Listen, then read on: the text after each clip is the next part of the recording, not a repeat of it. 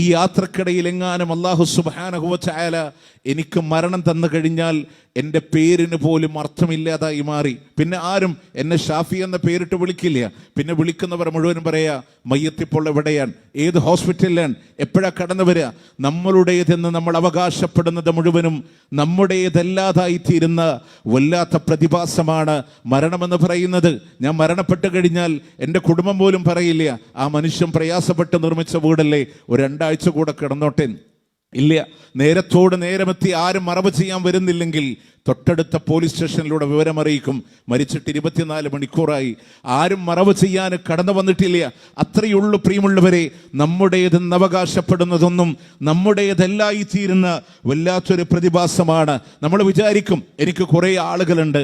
നിങ്ങൾ ആലോചിച്ചിട്ടുണ്ടോ, നമ്മുടെ വീടിൻ്റെ അകച്ചളങ്ങളിൽ ഞാൻ മയ്യത്തായി കിടക്കുന്നൊരു ദിവസത്തിനെ അന്ന് നമ്മളുടെ മുഖം കാണാൻ വേണ്ടപ്പെട്ടവരൊക്കെ കടന്നു വരുമ്പോൾ ഒരാളാ തുണിങ്ങനെ മാടി കാണിച്ചു കൊടുക്കുന്നുണ്ടായിരിക്കാം മുഖം. അതിനിടയിൽ ഒരു ചോദ്യം വരും, ഇനി ആരെങ്കിലും കാണാനുണ്ടോ? അപ്പോൾ പറയില്ല, ആരുമില്ല. എന്നാ പോവല്ലേ, പോയിട്ട് വേറെ പണിയുണ്ട്. എല്ലാവരും തിരക്കിലാണ്.